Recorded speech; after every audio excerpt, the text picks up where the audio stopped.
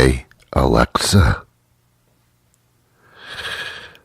what's your favorite show to listen to every single day? The Ron Van Dam Show, of course. Intelligent woman. On the air everywhere, this is New England Broadcasting. Welcome to the Ron Van Dam Show. Okay. Hold on tight. Right. Things can get a bit weird. Really? If you like that sort of thing. I'm not sure if I like it or not. Whatever.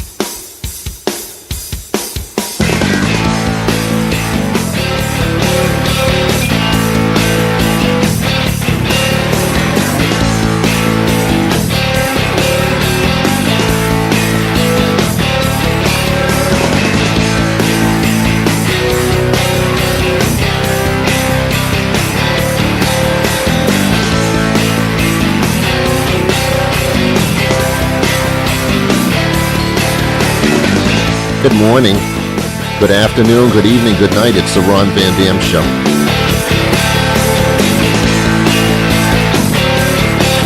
Who was that? Who was that?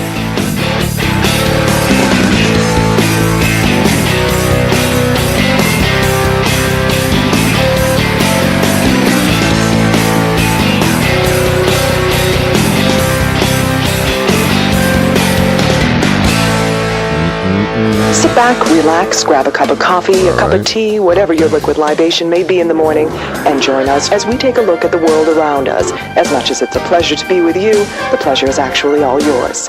And now, here's your host, Ron Van Dam. Thank you very much, Jules. Welcome to the program. Have a cup of coffee, a cup of tea, whatever the case may be.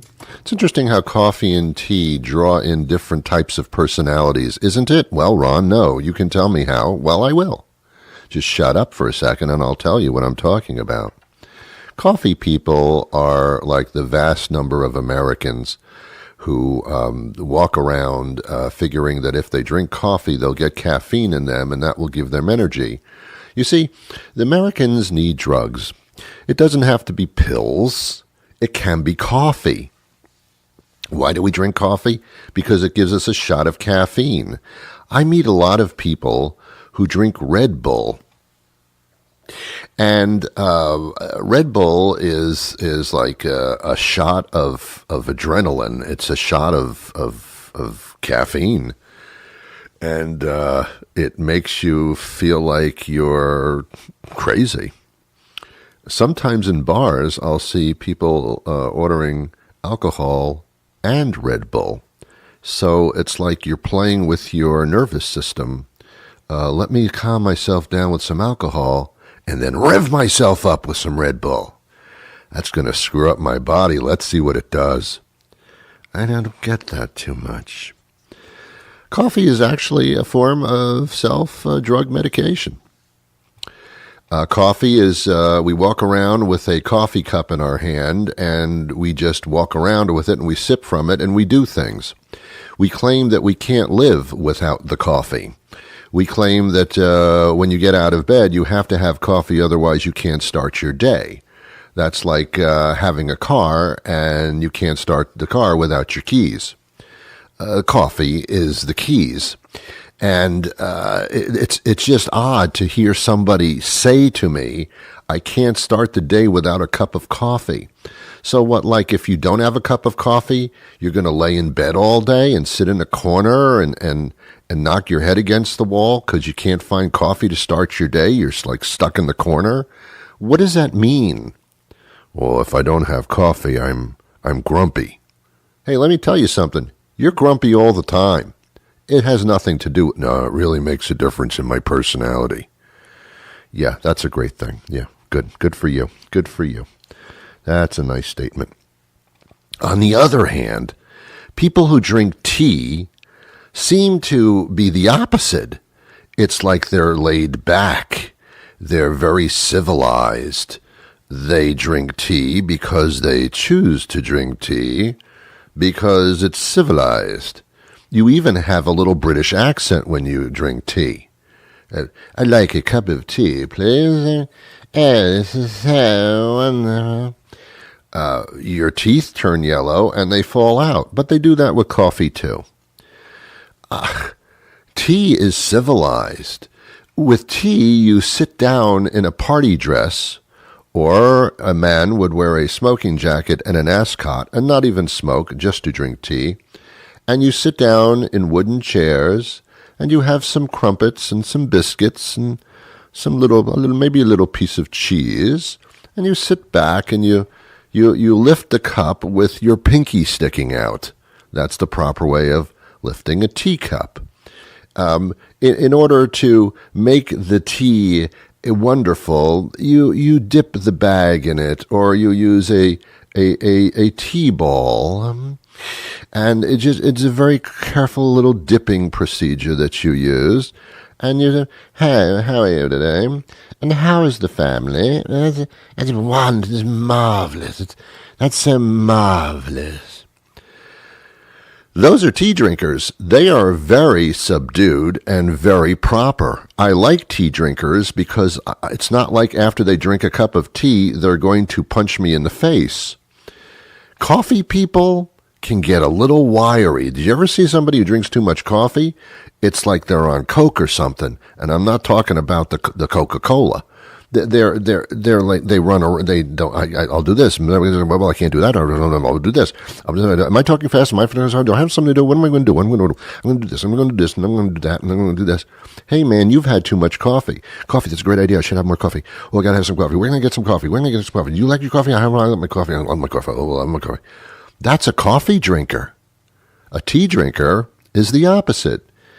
I don't really know what to do this time. I think I'll just sit back and watch the world go by and have a little cookie. Maybe I might have a little piece of a cookie here. Or I might have some cheese.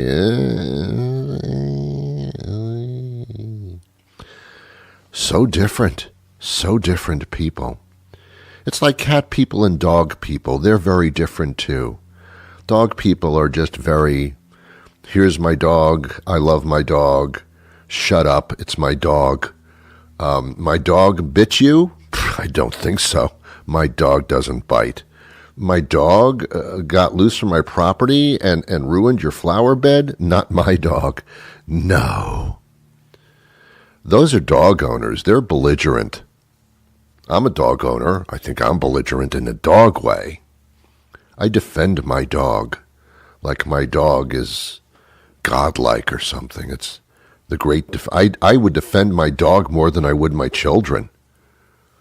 What, my kid beat up your kid on the school bus? I know. Yeah, my kid's scrappy like that. Yeah, I know. Kids will be kids, but I'll talk to my kid. A dog? Your dog got into a fight with my dog. Not my dog. My dog didn't do that. My dog. You're confusing my dog with another dog. My dogs don't do that. No, not my dog. Dogs are like sacred. They're like sacred cows. They're sacred dogs. Cat people are a little bit different. Cat people, you can tell a cat person not by their attitude, but when they wear black, there's like cat hair all over them. It's like... it's all over the place. And why do people who own cats, why do they wear dark colored clothing? What's wrong with you? Don't you understand? Every little hair shows up all over your body. You can tell they're a cat person. You can also tell because when you go to their house, as soon as you walk in the house, you're smelling ammonia and urine, whether you like it or not. Cat people don't realize that. Cat people can't smell themselves. They can't. It's like when you eat garlic and you're walking around, you don't think you smell. You can't smell yourself, but other people sure can. Holy, whoa. What did you swallow? A whole field of garlic? That's disgusting. What are you talking about? I don't smell anything. Well, yeah, because you can't smell yourself. Well, it's like cat people. They don't look at their own clothes. Don't you ever look down and see that there's hair all over you? No, we don't. Don't you walk into your house like after coming home from work and smell urine and ammonia? No, I don't. Yeah, see, it's just very, very different. It's very different.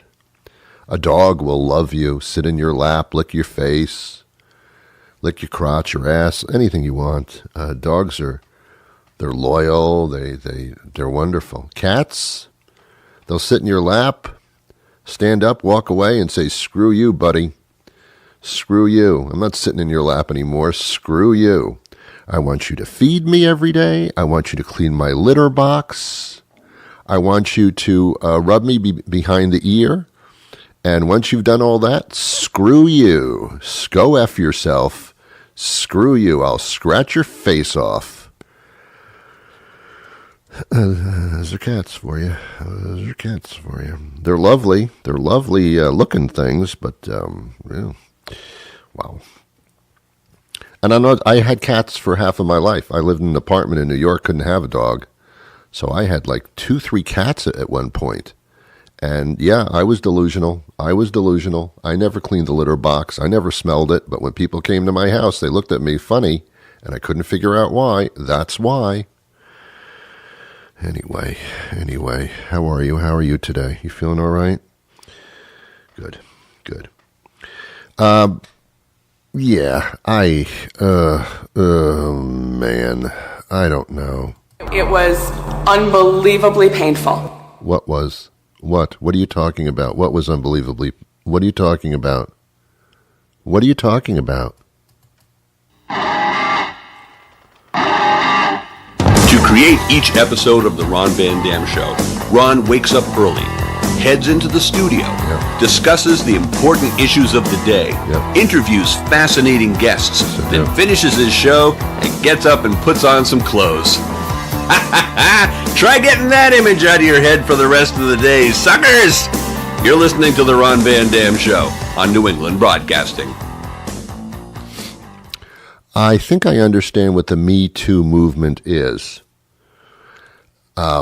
But when I was growing up as a child, the Me Too movement was totally different. The ice cream truck would come by our house at like 4 o'clock in the afternoon just before dinner, and my brother would run out to the ice cream truck saying, I want ice cream. And I would say, "Me too." And or we would go to the movies, and my father would say, "Any of your kids want any popcorn? Any of your annoying little stupid brats want popcorn?" And my father would say, "I'm going to get some popcorn. Anybody else want popcorn?" And I'd yell, "Me too." And that was the Me Too movement to me when I was growing up. Apparently, that's not what that means anymore. I found that out. Then when I got older, I learned about the power of the word no. And that's what women are being empowered with. They felt like through most of their lives, they had to say yes to everything in order not only to move ahead, but just to keep up. So that's, I believe, what the Me Too movement is now. It has nothing to do with ice cream nor popcorn, much to my dismay. Women have finally learned to say no, especially to me. That is the new movement. You say no. If you don't want it, you say no. And that should be for everybody. Just tell them no. Tell her no, no, no, no, no, no, no, no, no, no, no, no, no, no, no, no, no. Okay. I'm actually drinking coffee. It went down the wrong pipe. I guess I have pipes. I'm like a bathroom. I have various pipes in my throat. And the coffee went down the wrong pipe. There are various pipes that the coffee's supposed to go down. It's pipe number 7. And I've had that pipe cleaned a lot in my life. I've had my pipes cleaned, believe me, by various people. But the coffee there went down the wrong pipe. It went down pipe number 2, which goes directly, apparently, to my gut without being processed like it would be in the other pipe. So it went down the wrong pipe. Now, I didn't know that things that I eat have a choice of pipes. And should the food or the coffee choose the wrong pipe and it goes down the wrong pipe, I will appear like I'm choking. It's a phenomenon. I think I shouldn't be going to a doctor. I should call a plumber. Do you ever call a plumber and they charge you $130 just to come into your house? That's a pretty good deal. I'd love to charge over $100 to go into people's houses, usually for no reason whatsoever. And then they tell me that if a plumbing job needs to take place in my house, they'll deduct the $100 from the other $1,000 that they're charging me. Plumbers do all right. Let me tell you something, kids. I've said this on the show so many times before that I'm getting sick of it. You don't have to be a doctor or a lawyer or a biochemist or any of those highfalutin, well-paying jobs.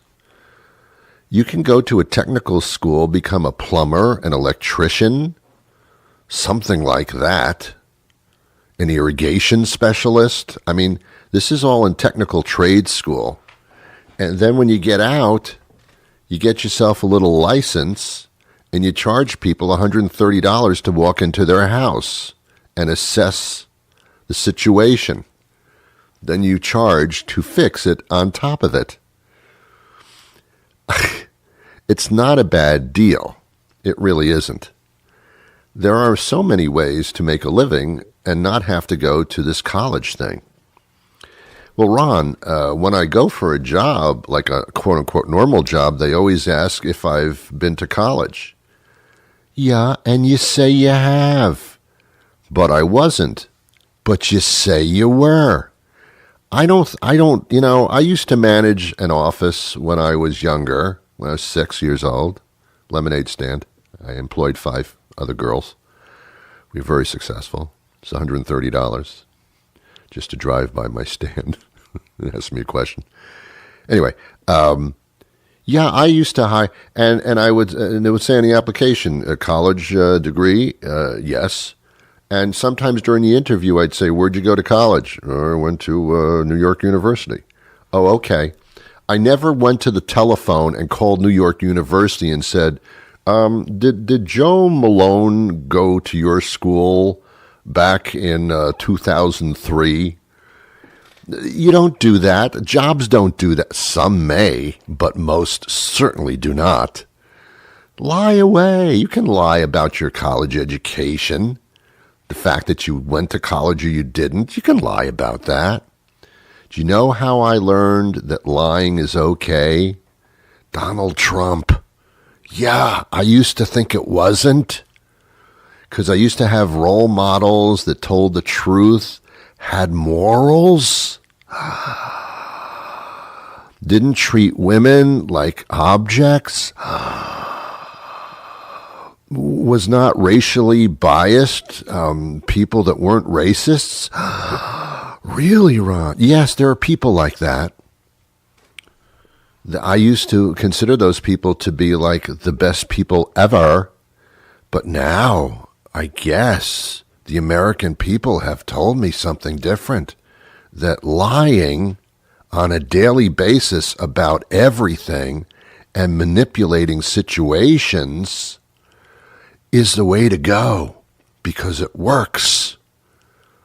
Thanks, Don. You made my life better and that of my children and my dog and my cat. So lie on your college, about your college situation on your job application. They're not going to go checking that. There's not like a barrage of phone calls going to universities asking them to name search somebody that went to school 12 years ago. Seriously? Just choose a college that went out of business or something. I've talked about this before. Yeah. Or what's your prior job experience? Oh, I worked at Miller Biotech. Miller Biotech, I've never heard of them. Yes, they're out of Cambridge, Massachusetts. They went out of business and I lost my job. Well, can I call them? No, they're out of business.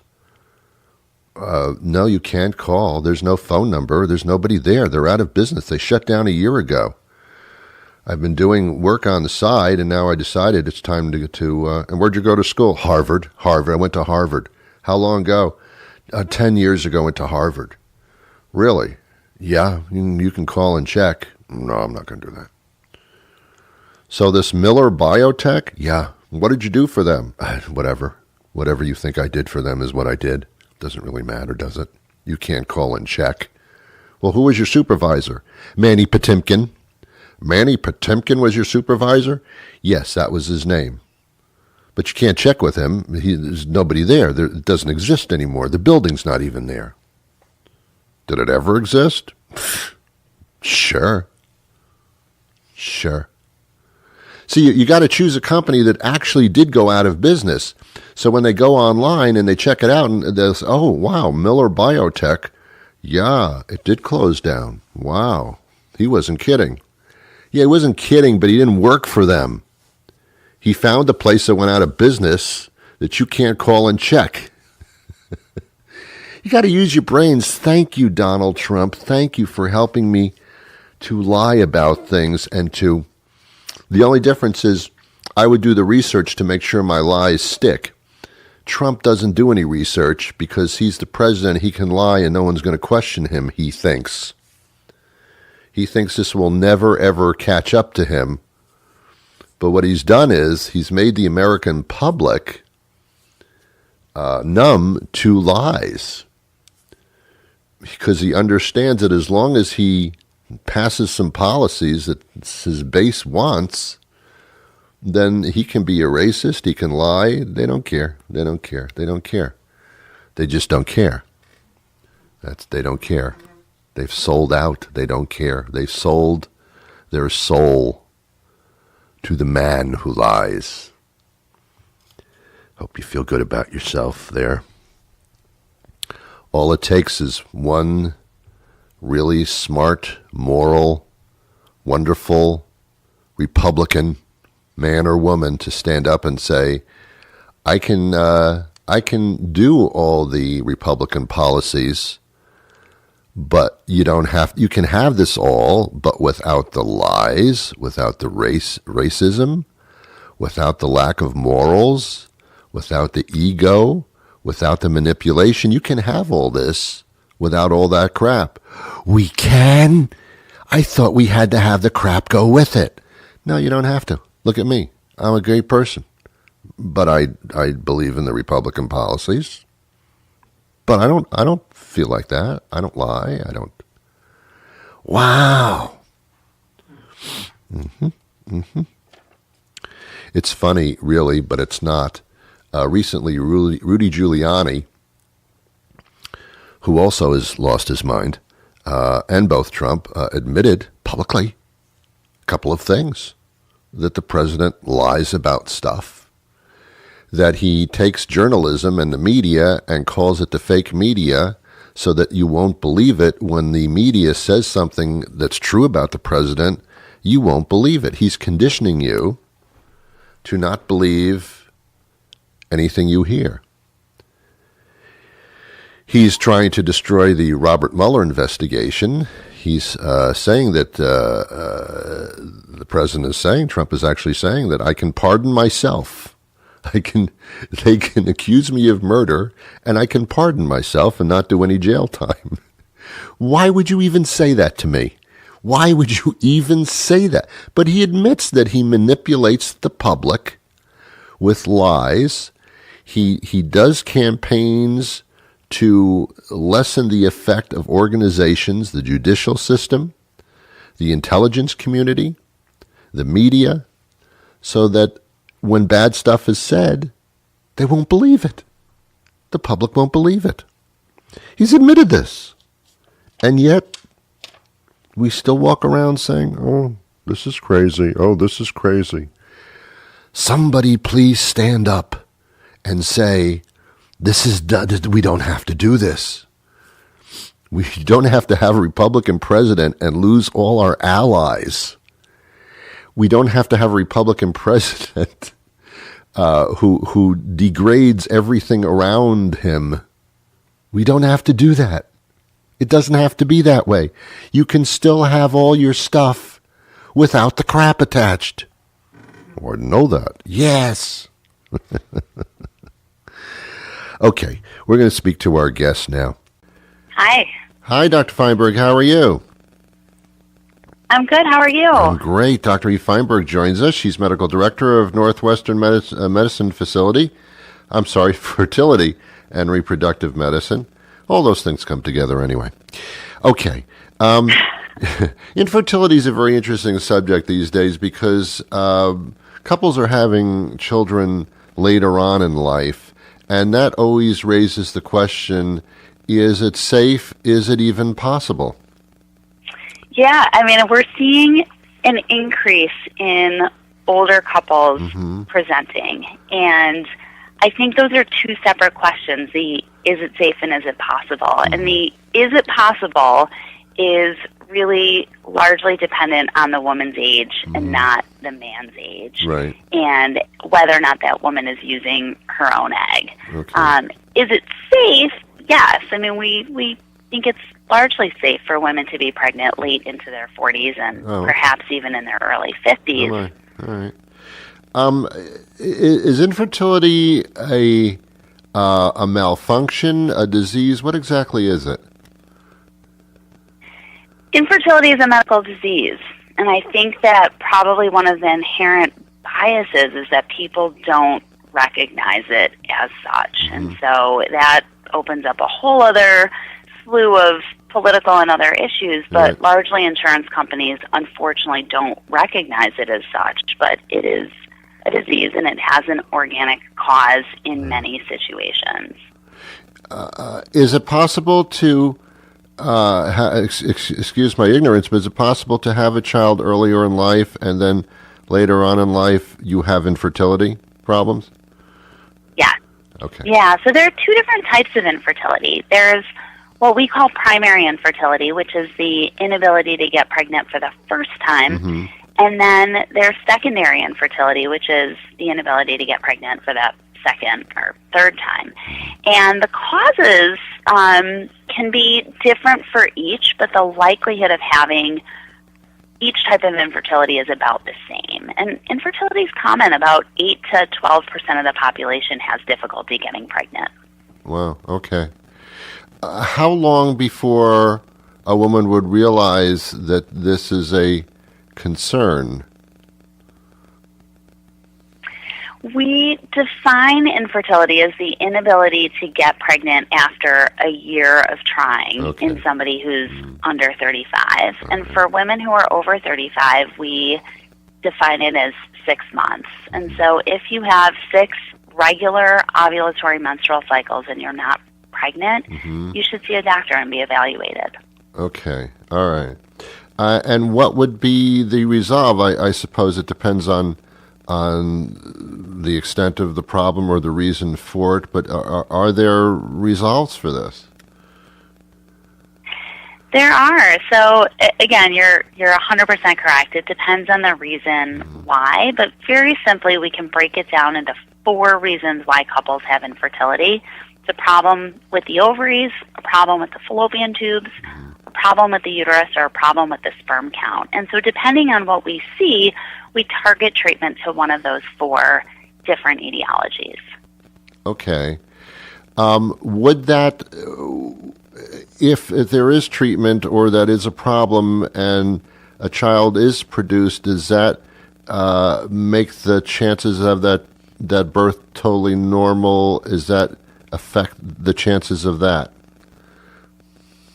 Yeah, I mean, that's an excellent question. So couples that have infertility who get pregnant have a very slight increase in the risk of having a child with a birth defect, but we're talking about 3% as opposed to 2% in the general population. But interestingly, for couples that take longer than a year to get pregnant, no matter how they conceive, if they conceive naturally or with treatment, that 3% risk stays. And so it's not really thought that treatment increases the risk to a couple, but there may be an underlying factor that's associated with infertility itself that increases the risk. But that's a really small increase, and I think it's important to know that IVF babies and babies born with other types of fertility treatment, for the most part, are every bit as healthy as babies conceived naturally. Now, I know we're talking about a medical consequence, but is there also a psychological consequence that comes with this? There is. And in fact, in our group at Northwestern, we have 2 full-time psychologists that see every one of our patients going through infertility treatment. I think, like many other medical diseases, it has both a psychological and a physical impact, and it's really important to address both. And unfortunately, the psychological impact of infertility sometimes prevents patients from completing treatment or even seeking care in the first place. Wow. And it is a huge problem. Okay. Well, there's a lot to talk about. Where do we get more information about this? You can go to nm.org/radio, and that can take you to our page. Okay. Good information, because, we do a lot of interviews on this show, and there's a good segment of them where these things aren't discussed, not even amongst the couples themselves sometimes. So this is one of the only effective ways of letting people know it's okay to talk about this, because there are ways to handle it and there are, ways to go with it. But it's not something that people discuss.